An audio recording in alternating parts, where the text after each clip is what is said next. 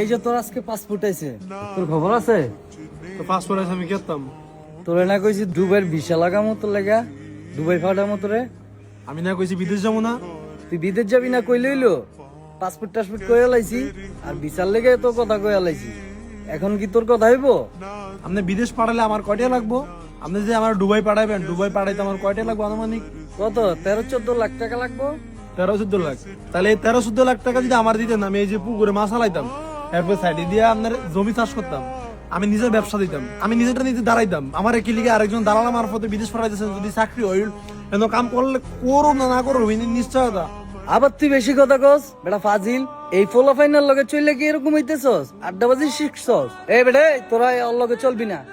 তোরা কি ওরা বুঝাইতে পারস না যে বিদেশ যান? ওরে বিদেশ নিয়ে কি কম? আমি কোনো সময় কইছি ওরে বিদেশ নিয়ে কোনো কথা? আর আমরা কি ওর খারাপ চাই? আপনি এটা কি কইলেন? এই বেটা কি কই মানি? তোর লগে চললে তো এই যে আমি বিদেশের কথা কইলে আমার কুসংস্কার কথা কয়, জামু না এই হইছে এই হইছে গেলেগা। আর তোর লগে জানি আমার ফলারে আর না দেখি।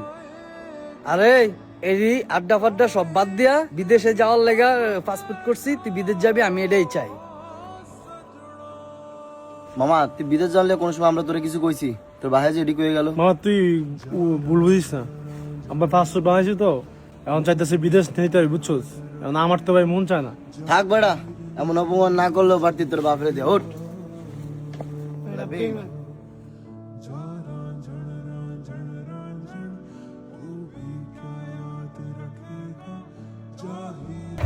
আসসালামু আলাইকুম। ওয়ালাইকুম সালাম।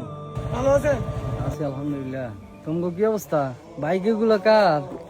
আমগো বাইক কই পাইলে তোমরা? বাইক কই পাবো কি আর? যে আপনি জানেন না আমার একটা গরু ফার্ম আছে, তারপর ব্যবসা আছে, আর ওর তো নিজস্ব দোকান আছে, ওই নিজের ব্যবসা বাণিজ্য দিয়ে আর কি কিনা। ও যাক ভালোই। আচ্ছা ঠিক আছে যাও। আচ্ছা কাকা ঠিক আছে, আল্লাহ হাফেজ। হ্যাঁ বসায় বসায়। ভয়া ভয়া ছাগলের এই ঘাস খাওয়া। ওই যে তোর বন্ধুরা 2টা মোটরসাইকেল লয়ে আইছে, এরা ব্যবসা বাণিজ্য কইরা টাকা জমায়া এরপরে যখন মোটরসাইকেল কিনছে, আর তুই ভয়া ভয়া ছাগলের এই ঘাস খাওয়া। তো ঘাস খাওয়াবো না? আমার তো এর প্রতি অভিজ্ঞতা আছে। আপনি আমার এটা ব্যবসা করতে দেন, আমি তো কই আমি একটা ছাগলের ফার্ম দিই, আমি একটা গরুর ফার্ম দিই, আমি তো কই দিয়েছি আমার তো ব্যবসা করতে দেন না। আর হেরা নিজেরা ব্যবসা করে নিজেরা উঠছে। হ্যাঁ আরে কথা একটা কইলে হ্যাঁ ব্যবসা করবো, হ্যাঁ ফার্ম দিব। এই বেটা তুই এটির সম্বন্ধে বুঝোস কিছু? এই বেটা আমার বাপেও তো সারা জীবন কৃষি কাজ করছে, আমগোর লেগে কি করছে? কৃষি কাজ করে কিছু করন যাইব না, তুই বিদেশ জাগিয়া। আরে আব্বা, আপনার বাপে ছিল আদি যুগের মানুষ, আমরা এলাম বর্তমান যুগের পোলা পাইন। আমগো চিন্তা ভাবনা রাখো, চিন্তা ভাবনা এক। আমরা কোনো আধুনিক প্রযুক্তি দিয়ে কৃষি কাজ নিজের ব্যবসা দ্বারা করামু, কিন্তু আপনি 15-20 লাখ টাকা ঠিকই বিদেশ পাঠাবেন, আমার ব্যবসা করতে টিয়া দিবেন না। আপনারা মনে করেন যে বিদেশ গেলে খালি টিয়া, বিদেশ গেলে টিয়া, বিদেশ গেলে দালালে যে টিয়া মেরা দেয়, তখন 15-20 লাখ টাকা মেরা দিলে কেরবেন? বা গেলে তখন গেলে আমি গেলে কি কাম করুম? রাজমিস্ত্রি কাম করুম, আনলে ক্লিনিং কাম করুম। এই কামে টিয়া আছে, সারা মাস কাম করে বেতন 50,000। এই বেটা তোর আইডিয়া আছে? কোন বিদেশ সম্বন্ধে আইডিয়া আছে? তুই বুঝিস কিছু? তুই বিদেশ গেলে এয়ারপোর্টে চাকরি হইবে বেটা। আর আমি কি জানি না হুইনা কি বুলফর্দায় ফাটায় মতরে?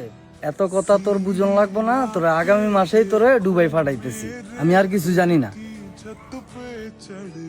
আরে বাপ, খালি তো দালালে যেটা বুঝে এটাই বুঝেন। এটা দেশে ইনভেস্ট করলে ভালো এটা ইনকাম করতে পারতাম। এয়ারপোর্টে হ্যাঁ গেলে এয়ারপোর্টে চাকরিটা দিয়ে দিব।